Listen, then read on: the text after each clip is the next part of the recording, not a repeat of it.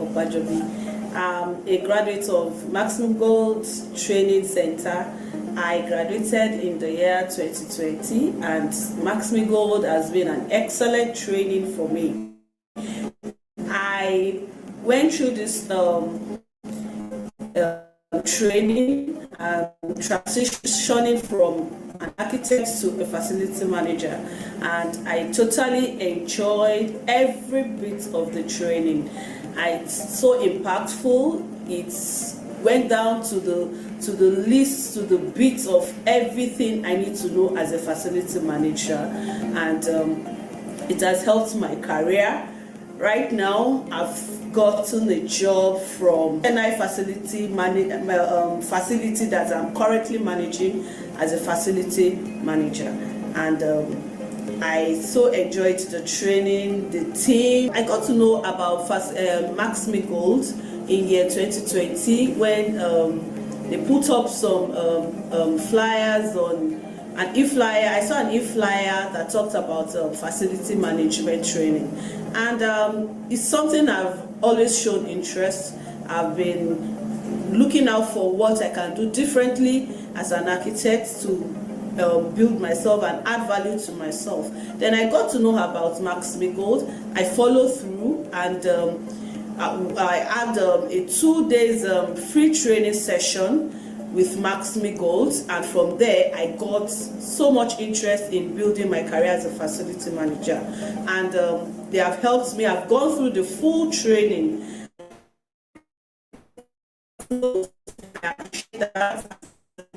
They have been wonderful. They have added so much value to me. It's an excellent walkthrough with Max-Migold. Thank you. My name is Peter Lawa, a facility manager with Triumph Properties and Facility Management. A graduate of FMMC Batch 12, of which prior to that I was a graduate of Physics with Electronics. It's funny when you hear physics and facility management. That shows what facility management can do to you. Coming into this, when I took the course, the 3 months Master Craft class, which was quite intense and very eye-opening. I came into the course with the intention of learning more pending when I will be getting fully employed, because prior to the program I was still in the job market trying to get somewhere to work.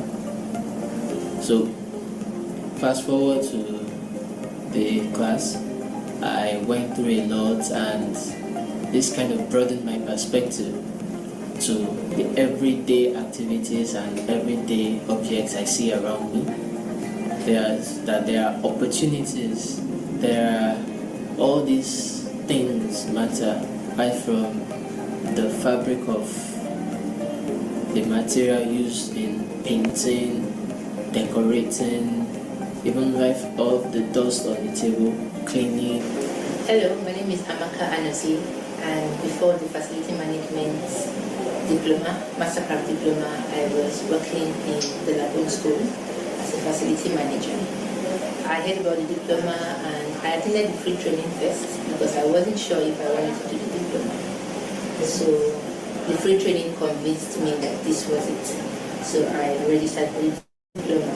It has been worth my while, really. It's been very worth my while. So before the diploma, I had been working in facility management for about 5 years, and generally groping in the dark, making mistakes, learning from costly mistakes. Now with diploma, my facility management strategy changed.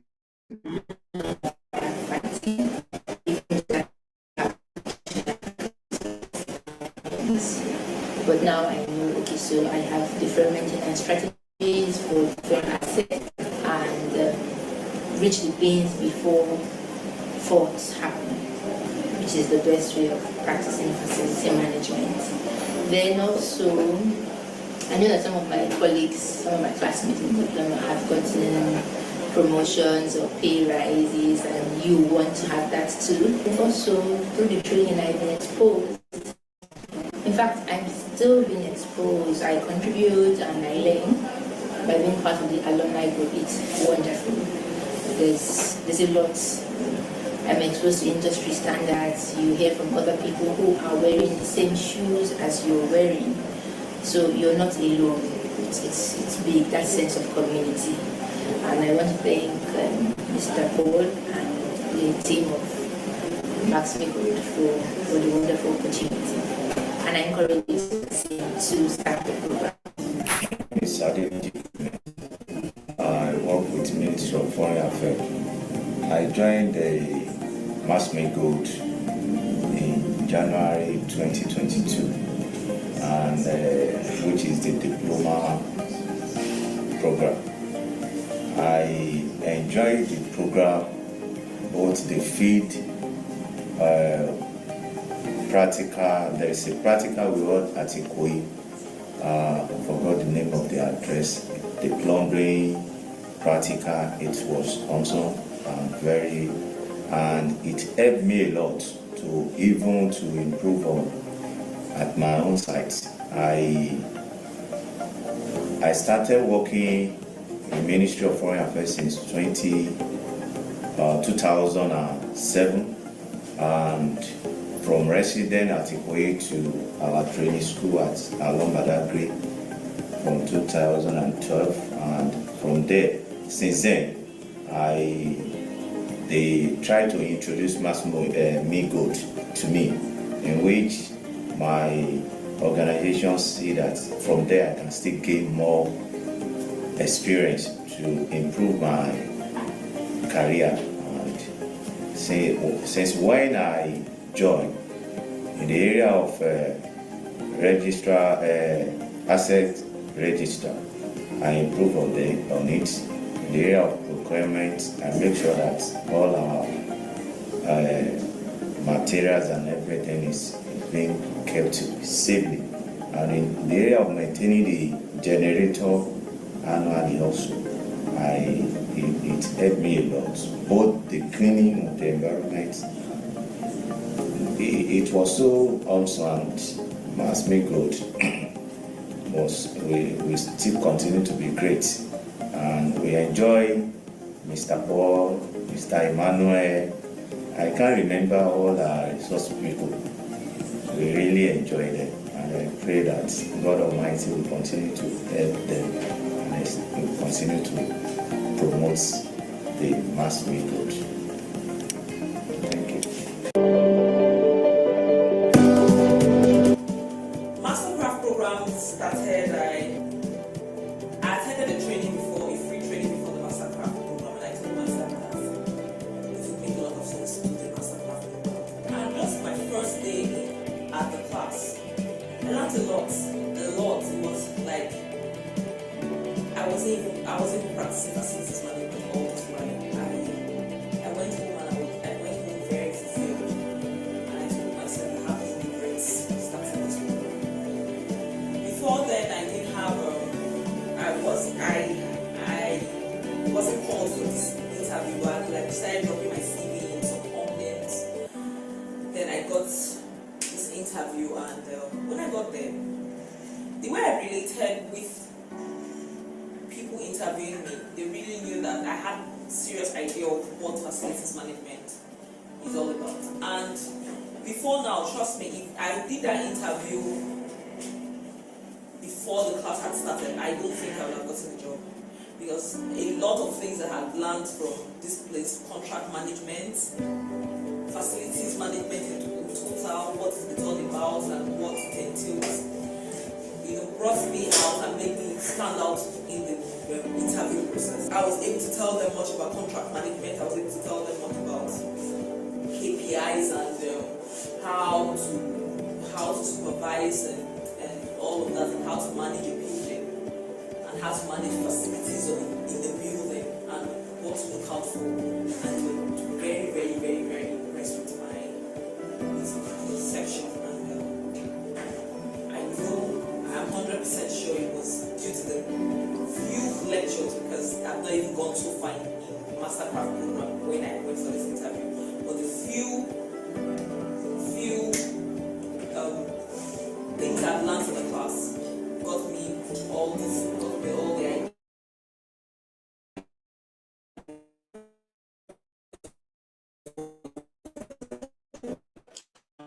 I am part of this free training. I'm working with Asego Nigeria Limited as a maintenance and servicing engineer. Also, I'm a mechanical engineer by profession. I've been looking onto opportunities to career in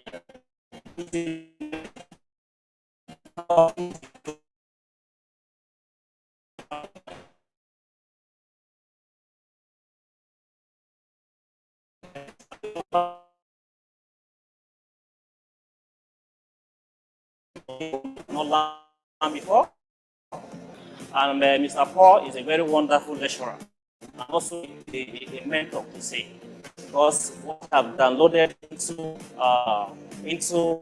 for this training is worth enough to be a mentor to align with. And I believe as time goes on, I promise to get close and learn more from him because I believe he has much to deliver. And also I want to comment on his efforts so far to make sure the training was wonderful in terms of free lunch and every other facilities and things which have made available for everybody. My name is Ubote Okoyede. I heard about Max-Migold from a friend referred me. And actually, I just concluded my MSc. I've not actually had another experience.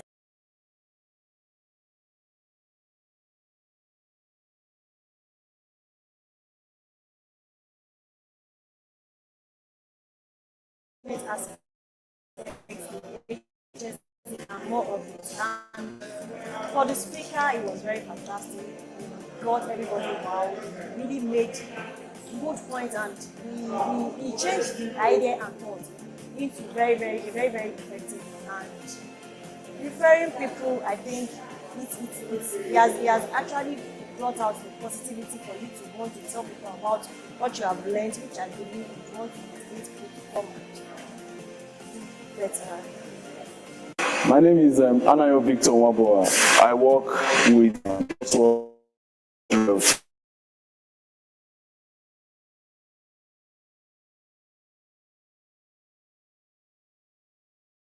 core competencies in facility management. I really love it because it's helped me improve myself better despite what I've known.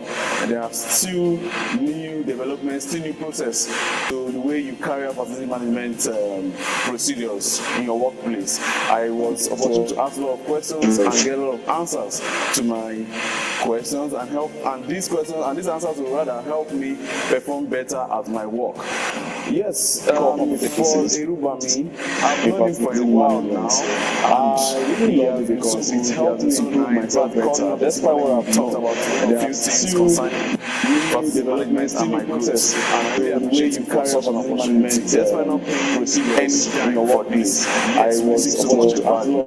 Yes, and get answers to my, and we don't want to go questions. I think this training is answers will rather help me perform better at my work. Yes, The very first day in class was, my God,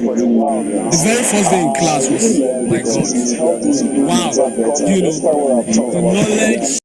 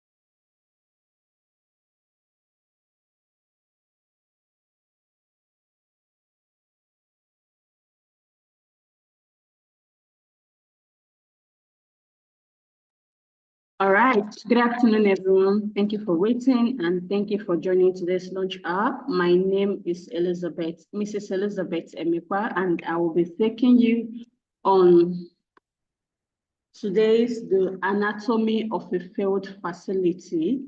And when we said anatomy, what is the whole issue thing? We're going to be looking at why a facility failed, what went wrong, what do we do right, and what we don't do right. So I hope that as we learn together, we are going to have some few points and also have questions to ask at the end of the class. Now let's look at the course outline. Okay, yeah, let's look at the course outline. And the objectives of this course is for each and every one of us to identify the common causes of a facility failure and operational breakdown. You know, when things don't work right, what causes it? This thing stop working. It's working effectively before, but all of a sudden it stop working. What are the causes? How do we identify the issues? We're also going to recognize before this thing, we're also going to learn before this thing start breaking down, there are some signs and symptoms, isn't it? So what are those early warnings that we see, but we probably ignore, or we just said, okay, we'll do it, which is still ignoring that minor that probably leads to major failure of our assets in our facility, okay? We're also going to understand how poor maintenance, weak leadership, and inadequate planning affect facility performance. This is so true, right? When you don't plan, that means you are leaving everything to fail. When as a leader, you don't make impactful, that's the word, you don't make impactful decisions, okay, then the team start falling apart. Sorry. Can you still see my screen?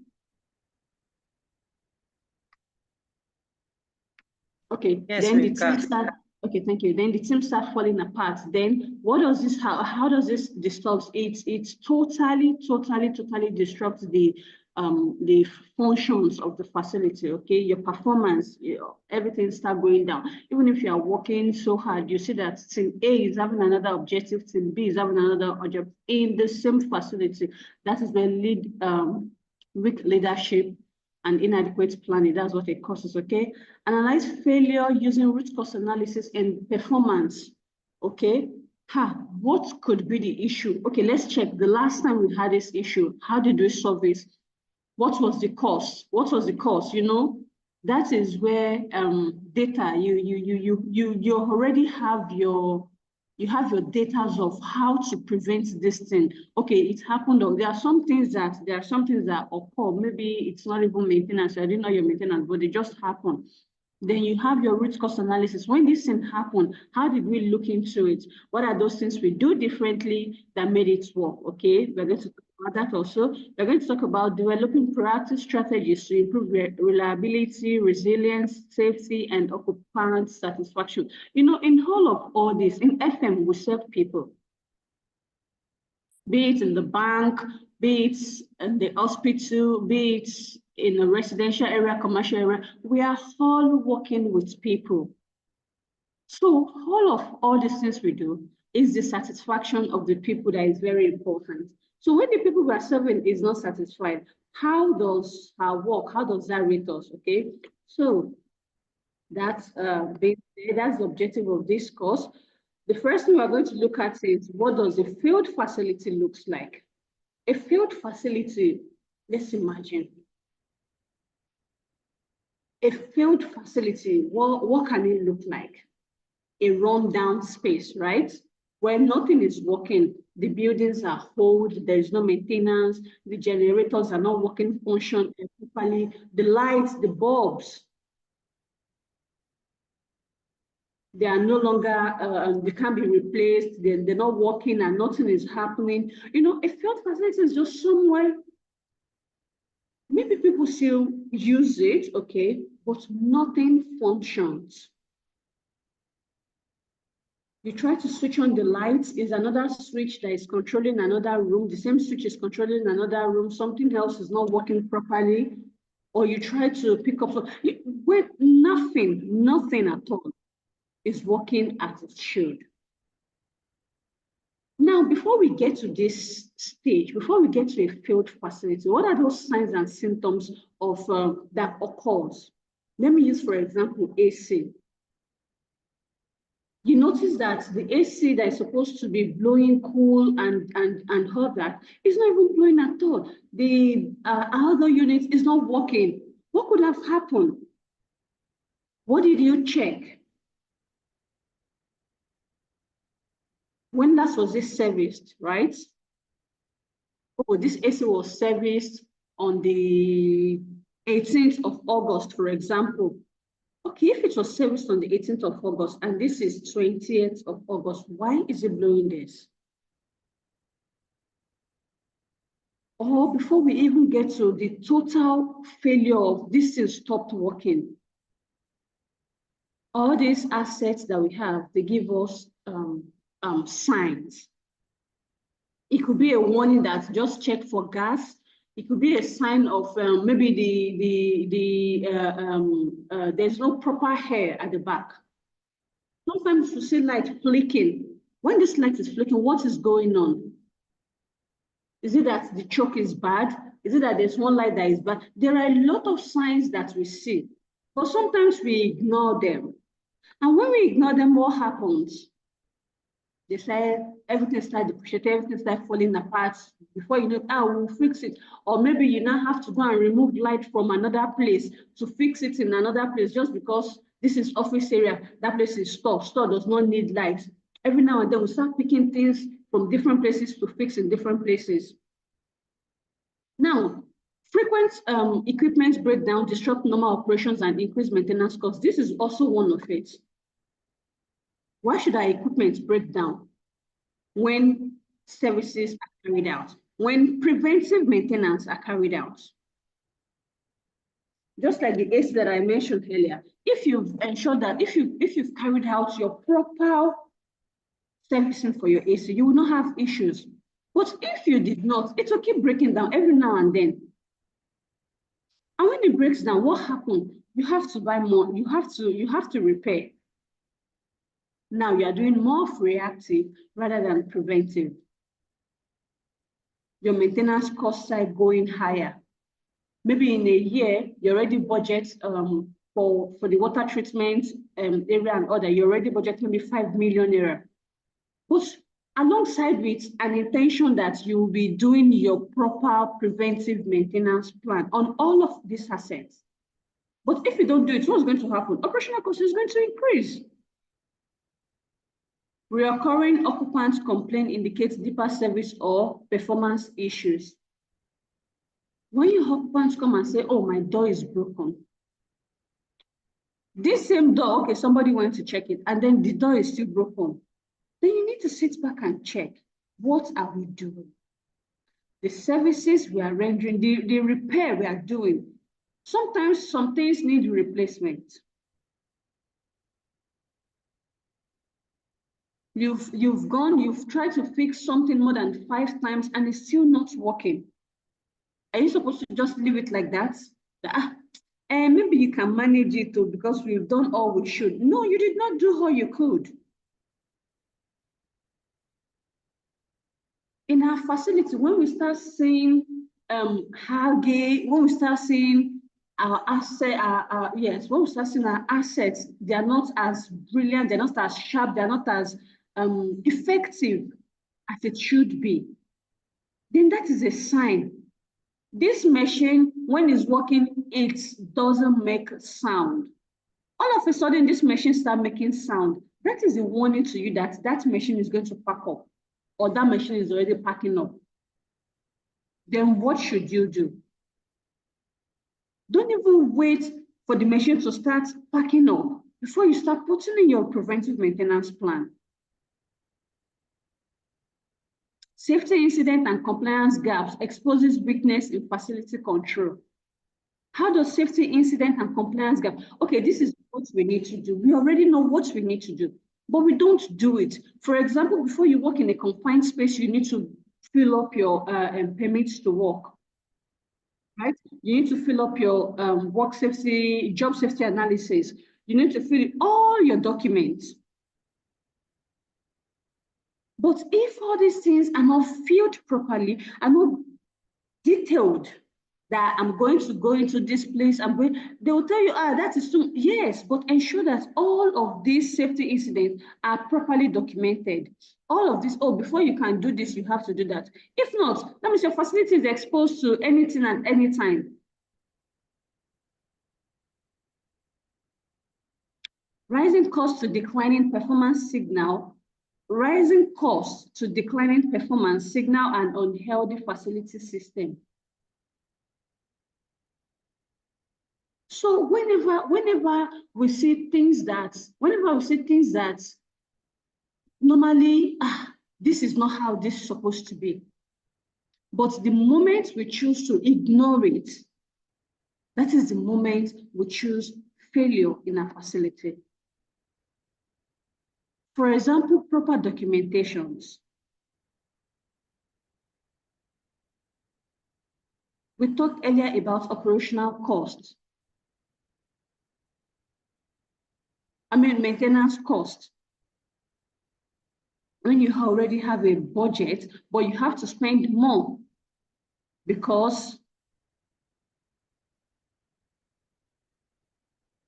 every asset has its own life cycle. Sometimes, even when you are carrying out your proper preventive maintenance plan, it is advisable, it is realistic for you to say, okay, let's do a check. If we keep doing maintenance on this thing, how long has this thing worked? Is it time to replace it? Or what do we need to do? Because now we are having this issue frequently.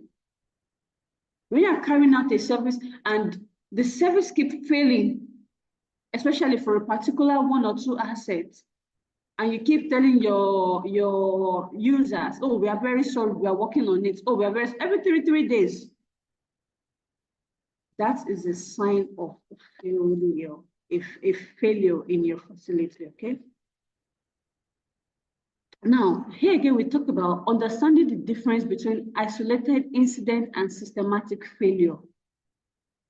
Isolated incidents and systematic failure. Two different things. This thing is going to happen. How do I prevent it from happening? How do I stop it from happening? Isolated incidents are usually limited and quickly corrected without affecting the wider facility.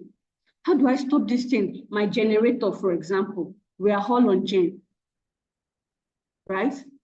I noticed that the maintenance people, they are having issues or something, or maybe there's a national shutdown and they can't come.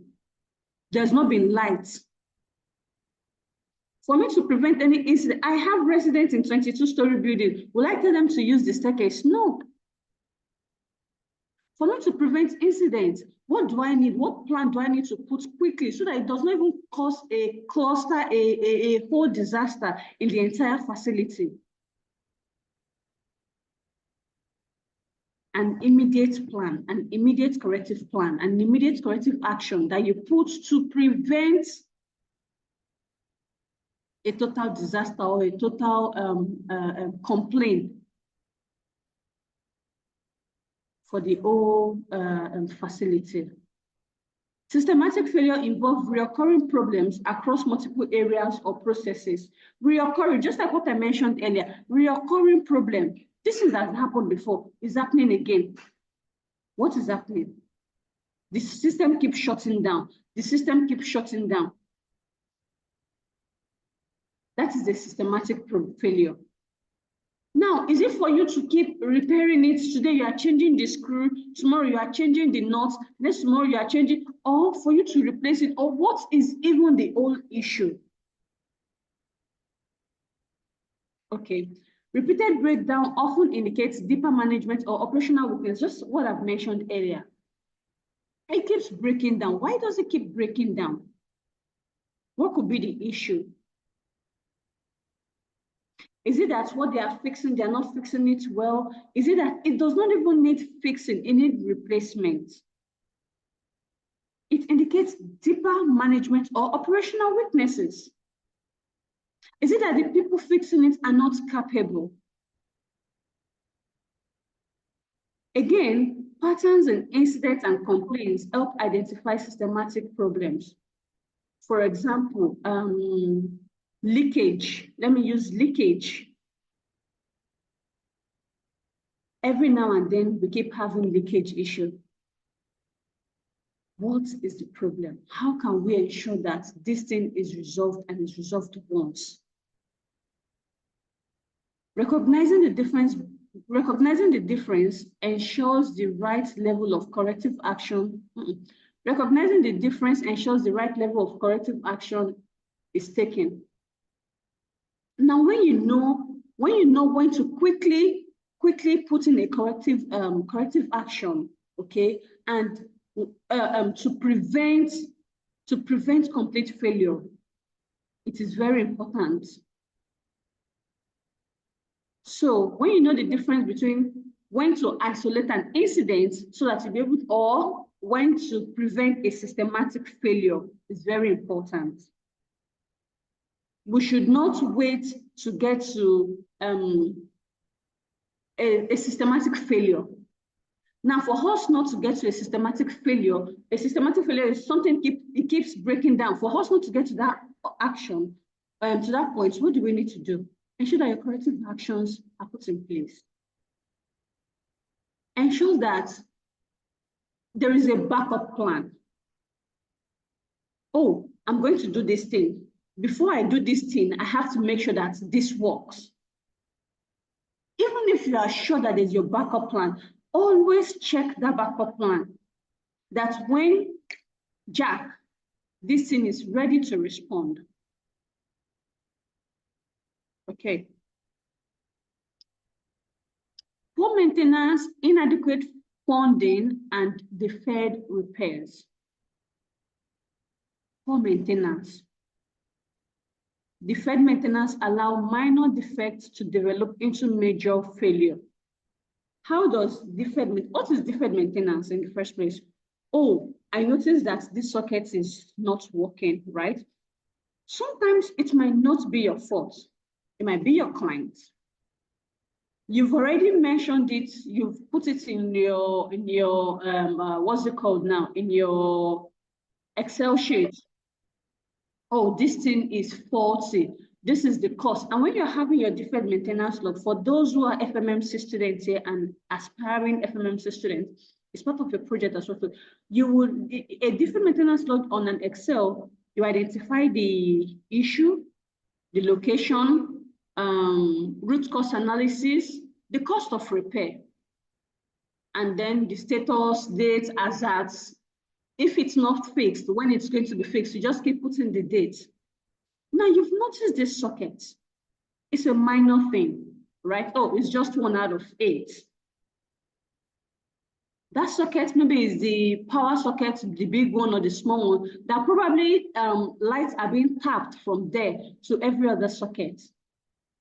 Now you've left that. That is not working. Remember, we're still talking about how a failed facility looks like, or what are those things that causes a failed facility. Now, the socket is not working. From that, another one is not working. It's just a minor thing. And then again, the light switch. Oh, the light switch in this facility is not working. Oh, we'll fix it, we'll fix it. Or you write to the manager as an FM, please, we need funds to do this. It's just one light, right? Out of 6, it's just one. Don't worry, we'll fix it. Gradually, it's not being fixed. Light 1 is bad, socket 1 is bad, socket 2 is broken. You can't plug your charger head in. Another person's charger is broken inside. And before you know it, those are minor things, light and sockets. It becomes a major problem.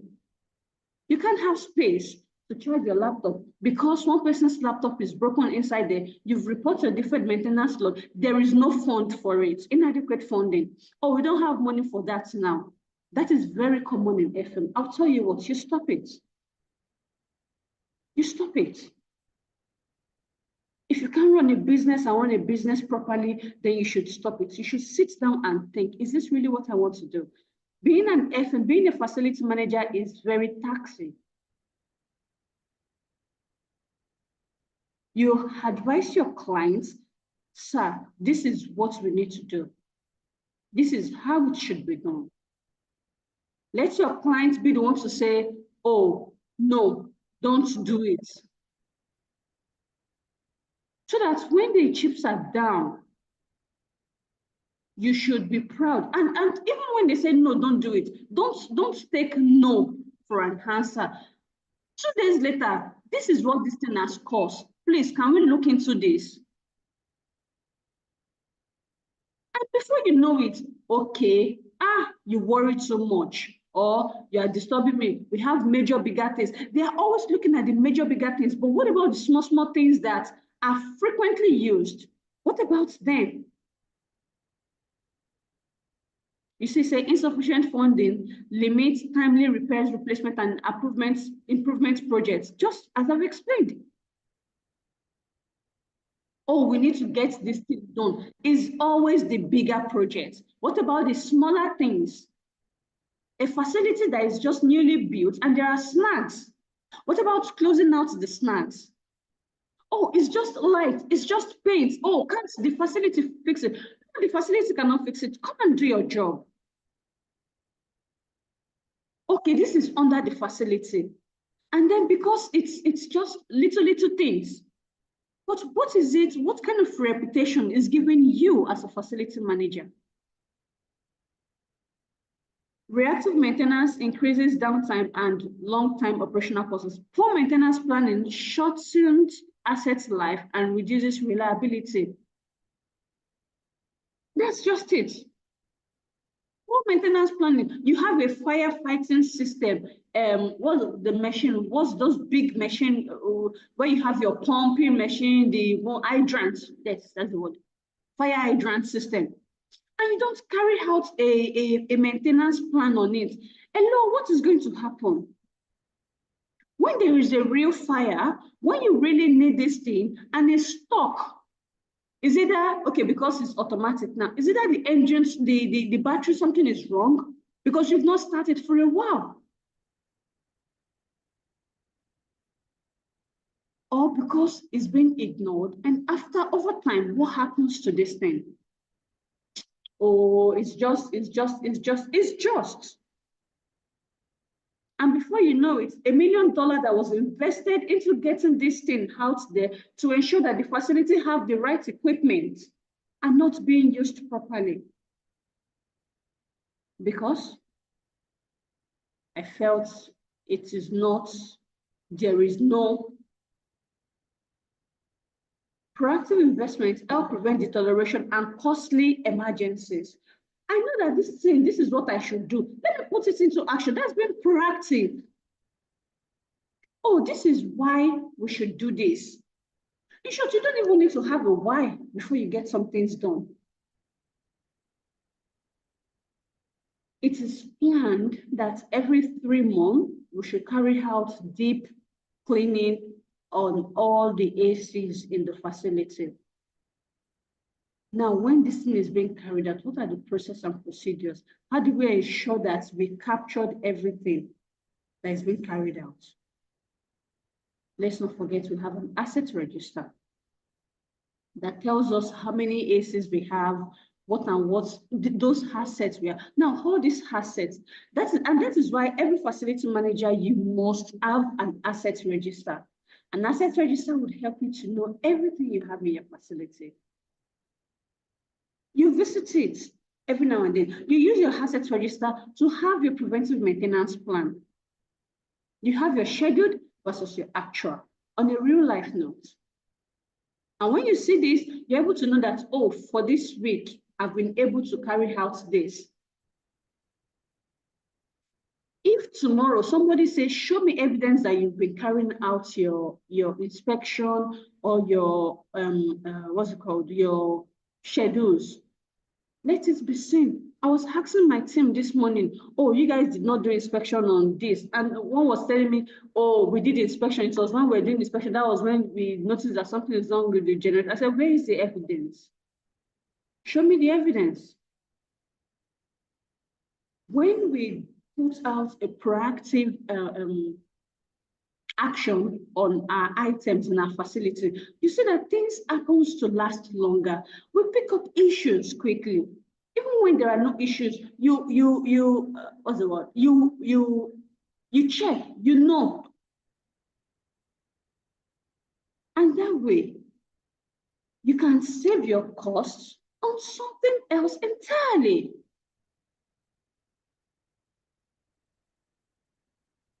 Weak processes, documentation, supervision, and accountability. This has just been what I've already said earlier. Weak processes. Poorly defined processes create inconsistent service delivery and operational gaps. You asked me to go and do something. I've done it once. Before I even get to do it, what are the processes? Someone raised a work order that something is faulty and it's flat. What are the processes that you put in place to close out that job? When there are no processes, when there are no work procedures, everybody can just go there and just go and do what they like and come back and say that is done. Earlier, just before this lunch, we're having what's it called, toolbox talk with my team, and then we talked about work process. And then we talked about scope of work. When you go out there to go and carry out the service, how do you know that this is what you need to do? When you know what you need to do, how do you know that your client is satisfied? But when there are no procedures to work, everybody tends to do what they want. And when everybody tends to do what they want, guess what? There will be continuous failure. That is why this is what we want to do. We want to refill this water. Everybody understands the process. When there's a clear understanding of work procedures and processes, there will be little or no errors in operations. This is the expectation. Now, you might say it might box people from sharing their ideas. That is why you discuss the job. In the process of discussing the job, you already know this person have idea A and there is an idea B. It gives you options of how to get the job done. Incomplete documentation makes it difficult to track maintenance and performance. Just that. If you've gone out there and the job is not closed out, oh, somebody go out to work. Very funny, just what we talked about. Somebody go out to go and work and they say, oh, I've done that work. How did you do it? What did I know that you've done? Where is the evidence that the work is done? Now, this work has been done. What about the follow-up? Weak supervisions allow problems or poor practice to continue unnoticed. You as a manager, I'm not saying you should completely not trust your team, but you as a manager, it will take you 5 minutes. Oh, I don't finish that work. Oh, okay, thank you. Stand up and go and check. I like to do that a lot, not because I'm jobless, but because I need to be sure that, not because I don't trust the team, I need to be sure that the customer is satisfied. Even when they sign it that the work is done and then they put the rating of what was done. I need to go to see with my eye that, okay, yes, these guys, they dressed good, they ensure that they didn't damage any other thing. Because some people will go and fix a problem and create another problem. Lack of accountability reduces ownership of facility responsibility. Oh, I'm the one who would do it, be proud of it. If it's good or if it's not. And when you are doing correction of, oh, that is not how it should be, you know, not to be harsh on them. When you supervise a job, it's not in the presence of your clients. You want to put in words of, I'm the boss, and then you start throwing everything on them. This is poor, this is bad, this is this. Not to impress. In short, you're embarrassing yourself in the presence of your clients if you are addressing your team members that way.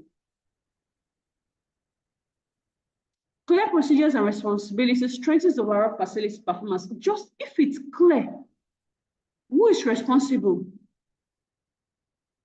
If I receive a, excuse me, if I receive a complaint or maybe a work order, you put it out. You ensure that you assign it to somebody. Now go and inspect. Upon inspection, the technician comes back and say, oh, this is what I noticed. Okay, it's good. Now, what do we need to do? These are the procedures we need to follow. You are the one responsible. And after everything, you as a manager, you go out there to check. You as a technician, you ensure that you've done your very good part, that, if Oga said go there, you go no say, more, I be myself, I be Oga. You know that. This promotes staffs. It gives them confidence. When you encourage your staff, when you give them clear procedures, when you listen to their ideas. Okay, we want to do this work now. How do we do it? Oh, this is what I think. This is what I think. Do not shut down their thinking, because they are the technicians. Yes, you are the managers with 45 years experience. Fantastic. You're managing the people and the work they are doing, and the people they are giving the work out to. They are the one doing the work. It is important that you hear them out, and upon understanding their procedures, you create your own process of carrying out the work. And that way, your overall facility performance will be good. You guys are trying, or you guys are good, well done. Because there is a clear work procedure. Asset management, compliance, safety, and contractor management failure. We've talked about asset management, maintenance, we've talked about PPM for assets. Poor asset information leads to ineffective maintenance and replacement decision. Now I'm going to take this information. Poor asset information. That's the word there. I'm a service provider. I'll not mention them. I'm a service provider. I've checked this thing. I know that it's faulty. Maybe I've just shabbishly give a report that, this thing, and I go change them more, it will not work, or something like that. You've given me a poor information, and information that I cannot make a good decision on. As a contractor, you should ensure that when you are giving feedback to your client, you give an effective feedback, especially on their assets. Do you know why? Because when the chips are down, you not say, Shebi, I tell you. No. Let it be in your report that this is, don't just give a report and you don't give expectations. Because it's upon expectations, there will be something to discuss. Okay? Compliance failure exposes organization to penalties and operational risk. As a company, we have, as individual, as facility managers, okay, let me use that. As bankers, as entrepreneurs, we have these rules and regs that are tied to our operations. Just like the way they said, as a Lagos State staff, you have to pay pension, you have to pay tax, you have to pay this, you have to pay that. Now in an organization, failure to comply with, failure to comply to all this compliance, to all this, mostly they are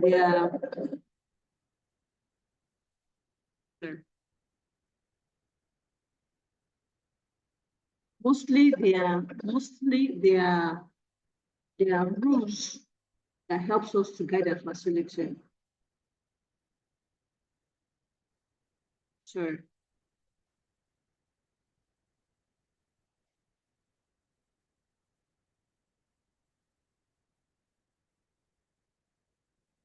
It's safety control.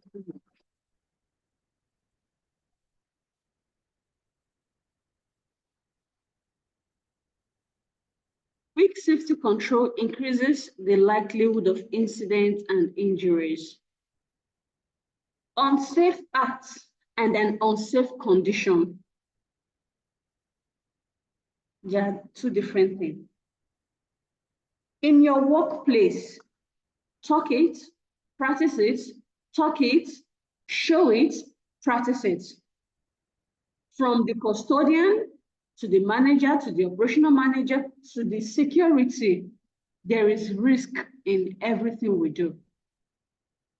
Now, when your safety campaigns are not strong enough, it's going to be like, maybe we can do what we like.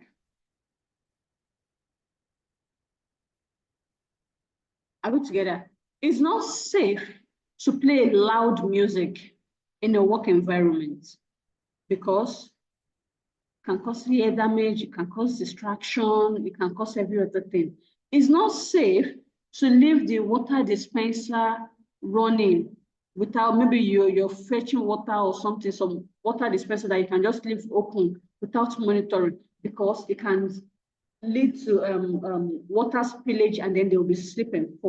It's not safe to plug your computer somewhere and the cable is just across the office space, because you can trip and fall.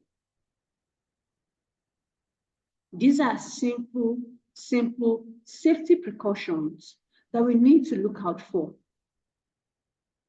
that we need to talk about, that we need to ensure that everyone understands, so that we don't start recording incidents and accidents in our workplace.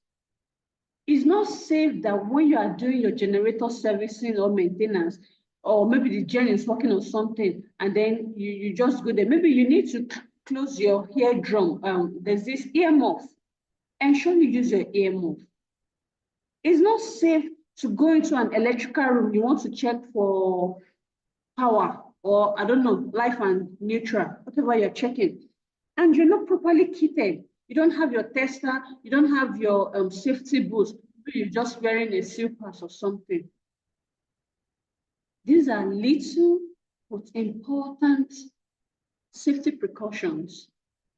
When they are not there, it makes everybody work at their own satisfaction. And guess what is going to happen? People start getting sick, even if there are no immediate physical injuries. Oh, you are working on a dusty area, someone is dusty something. What are you supposed to do? Cover your nose. Ensure you have a goggle. Dust doesn't fall into your eye. You don't have to inhale dust.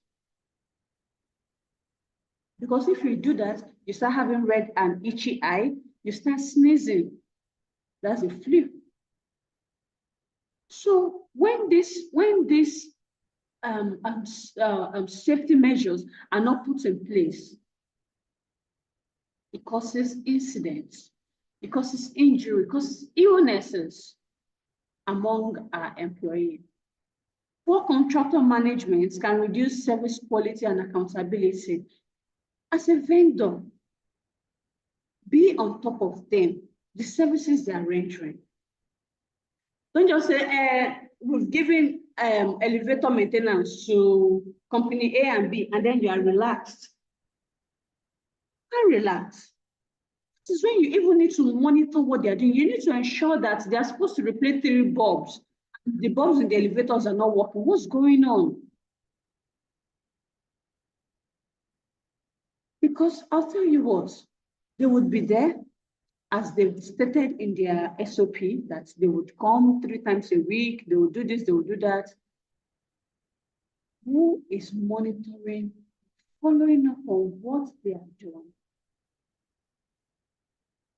Now, let's not forget, when they are supposed to replace the bulb and they didn't replace the bulb, how, and then your residents keep using an elevator with 1 or 2 bulbs. Sometimes they would even, your residents would even use his hand to probably bring one out so that there will be light. And then because of several complaints, the residents have to change it by themselves. How does, or your commercial workers or something, how would they see you as a facility manager? What story are you telling them? That means these vendors that we have, they are stronger than us. Effective oversight, oh my God, effective oversight protects people. Effective oversight protects people, asset, and organizational performance. Okay. Communication breaks down and poor stakeholder coordination. Communication breaks down. When there is no communication, what happens? Poor communications delay responses to critical facility issues. Now, technician has given the reports to operational manager. Operational manager has given reports to cluster manager. Cluster manager did not take the reports to the stakeholders. Why? Because he or she feels that it is not important. Meanwhile, or maybe he has even said it and there is no effective follow-up. When we have critical issues, what is going to happen? Unclear responsibilities creates confusion between teams and service provider. Yes. If we don't define clearly with a name, I like to put name. Elizabeth, you are responsible for A, B, C, D. Ensure that when this vendor comes, this is the expectation, this is what they are checking, this is what they are doing. Let it be clear. When you're communicating, don't communicate like as if you have brain damage. If you need to write down what you need to communicate, please write it down. I like my boss for something. I don't know how he has that ability, but I give it to him. He does not forget what he says.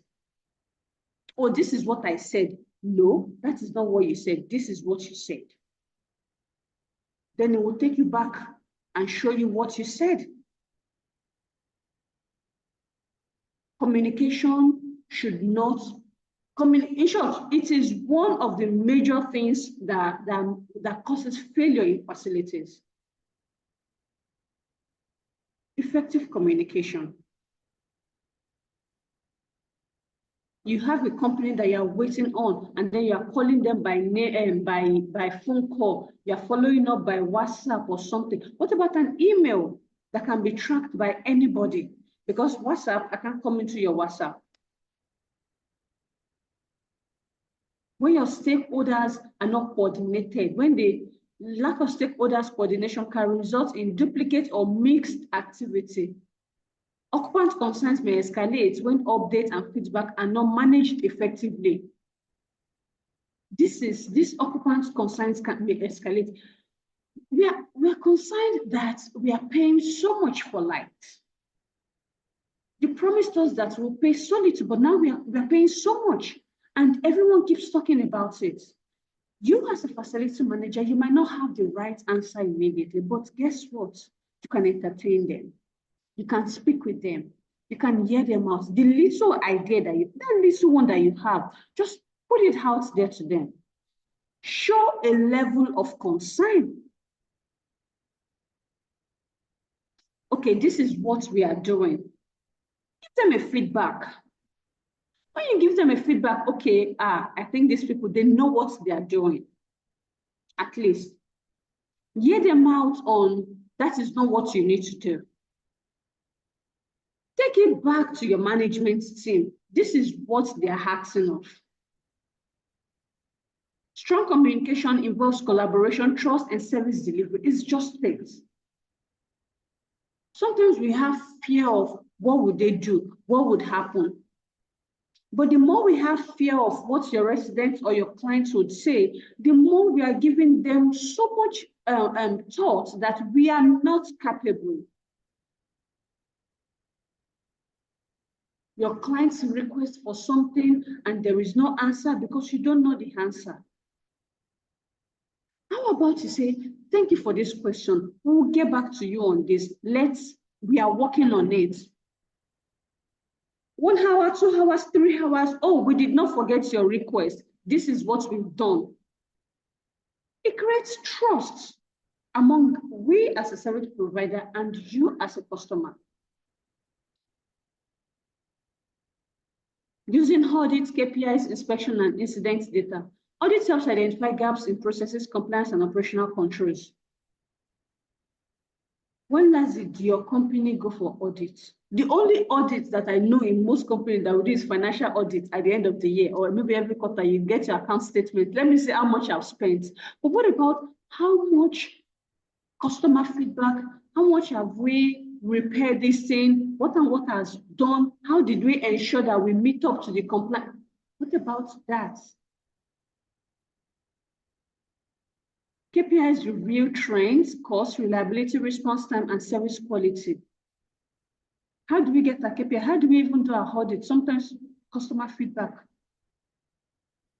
We bring ourselves in, how much have we improved? Regular inspection detects weakness before they become major failure. Inspection.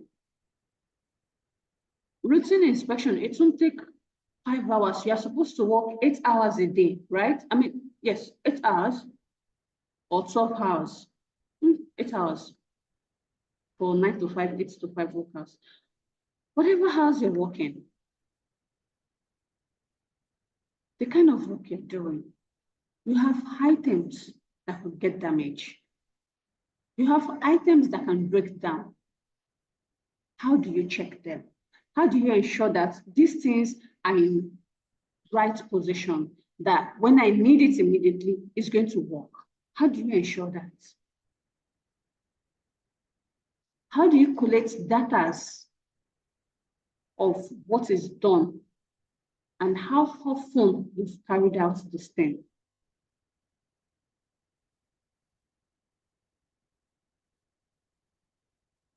Using multiple data sources provides a clearer picture of facility performance.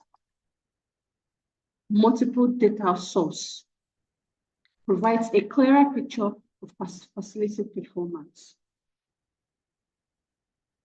You've checked your KPI, you've checked your SLA, you've checked your inspection, you've checked everything. Then you'll be rest assured that, oh, okay, when we are doing auditing of these assets, I can be rest assured that this thing, even with the way it's going, it can last us additional 3 years.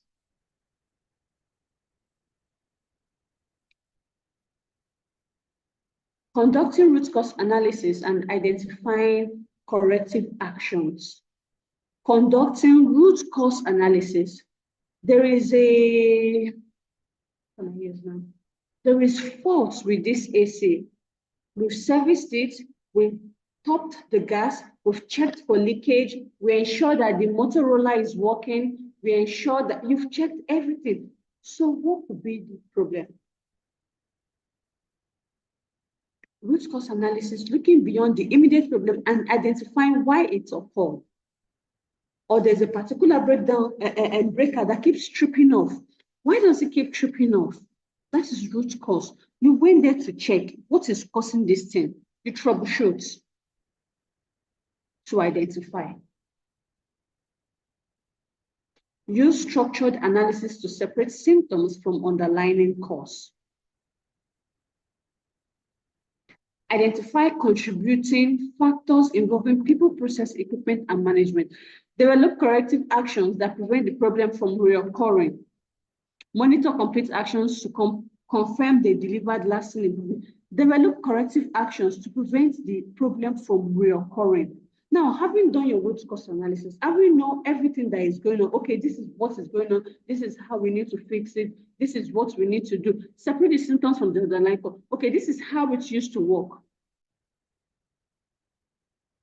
This is what it needs to do. This is why it is doing this, is why it's tripping off. Now you now come up and say, okay, now the corrective action for this thing is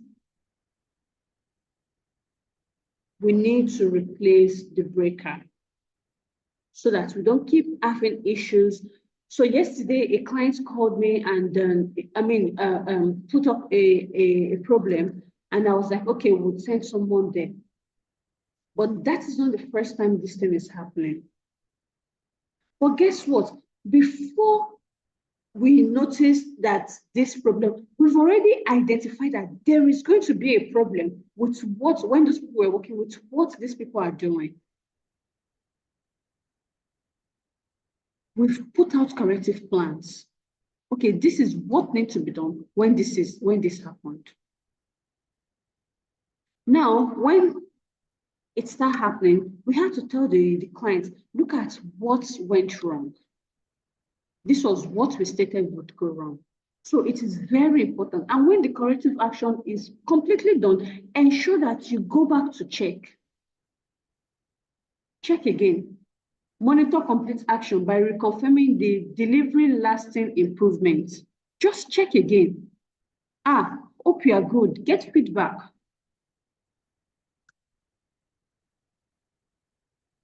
Preventive strategies, risk management, and continuous improvement. Part of all this, what do we need to do? Always ensure that you check out with your PPM. Implement preventive maintenance to reduce breakdown and improve reliability. Identify and manage routes before they affect operations or occupants. Use performance data to prioritize improvement opportunities. Review procedure regularly to eliminate recurring weaknesses. Review procedure regularly to eliminate recurring weaknesses. Did you see that? You review your procedures, your work procedures. You go there in the morning, you start the engine works for 5-10 minutes.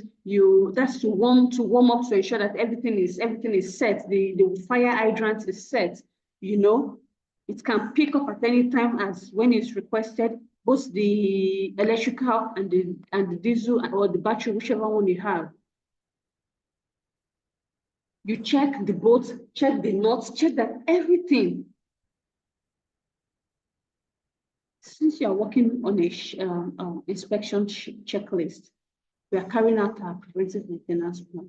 Promotes continuous improvement across all facility management activities.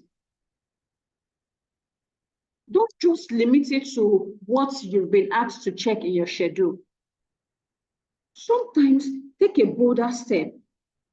I think we've been doing all this. What about if we do this? We've been servicing the fire hydrant. What about if we check the hose rails that water can flow out of them? What are the risks that are associated to this that we need to improve on? Okay. Create resilient accountability and performance-driven FM system. Establish clear roles and accountability. Everybody know what they are responsible. Me, Oga, this is my responsibility. You, team member, this is your responsibility. All of us know what is expected of us. Build resilient processes that can withstand disruption. When your PPM is properly put in place, when your team understands the goal, when you're setting team, don't set team that their objective is to carry out their jobs. Set teams that understands the SLA. Share your SLA with them. What do you understand by when there is water leakage, you have 5 minutes, 7 minutes to attend to this. When there is power outage, you have 3 minutes to attend to this. What do they understand? What is your job? Because I'll tell you what, if there is no broken lights, broken water, somebody does not have a job to do. We are all here together to build a facility. We should understand the methodologies behind this. We should not be in a position where a facility failed because we are divided. Because, not in my work now, our God, they release money. But you as a technician, what have you done differently? You as a manager, how have you ensured that your building, your asset, the facility is not deteriorating? Because do you know what's going to happen after 3-4 years when the building has gone work that it cannot be in use again? Because you've told the client that this is what they need to do, this is how they need to do it, but they've refused because you cannot push, and you've gone to sit down. It's not my building. Your name as a facility manager will keep, When a new facility management team will now come, I will manage, is one A and B facility management. Now, wow, but they will not tell you that it is them who did not approve jobs. So as facility managers, sometimes we don't sit down to say, this company, they don't want to do it, it's not my own, I'll collect my service charge, I will keep collecting. No, you build with them, you empower them with ideas, you empower them with information that will help them to see that this your building is going down and things are getting bad, but these are what we need to do. These are how we need to do it. And then you're not just a facility management company, you're part of the organization, you're part of the resident, you're part of the team, you're one with them. They also would have an understanding of, oh, this person is not just about our money, this person wants value for us. Encourage leadership, collaboration, and ownership at every level. You see that? Create a culture focused on reliability, service excellence, and continuous improvement. Service excellence, reliability. Be a manager that I can close my eyes and say, oh, I know that building, the person managing that building, they're trying. Sometimes it's not very easy for us, but sometimes let us be on the stage where we can confidently say, oh, this is my facility, this is what I'm doing, this is how I'm doing it. When, what's it called, ISO, a regulatory, but when they come in and say, oh, show us your work procedure, how do you do this? Don't start saying, I'm guilty of this anyway. You know, let us be proactive. When your clients come out and say, please give us, you guys have been charging us service charge, let us see the inspection you've been doing. That is where your data comes in. That is when your SLA, everything you have, that is when they come in and they come into play for you. In all of this that we've learned, this is the conclusion. Facility failure usually developed gradually because we ignored those signs. Those little signs that we see, because they are being ignored. And when they are ignored, the building cannot repair itself. It needs people, it needs you and I. Poor maintenance, weak leadership, and inadequate processes are root causes of failure.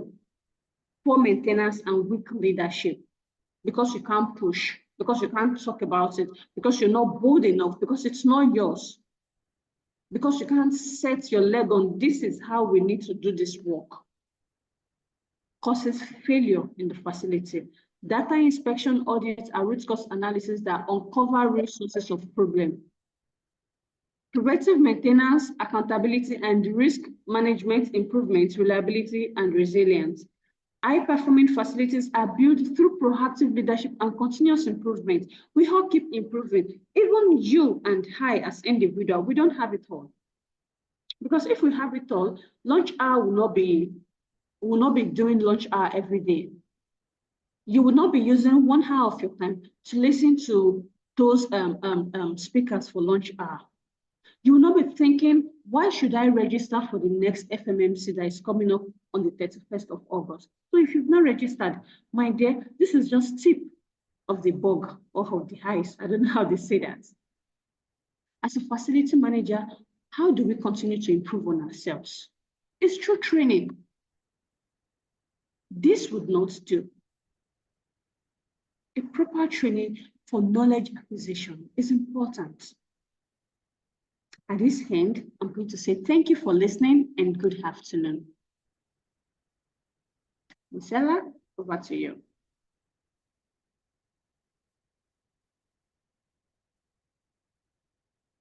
Is she there? Yes, ma'am. Thank you. Thank you very much, Madam Elizabeth. Please, we'll move to the question segment. If you have any question, please raise your hand, or you can unmute and speak.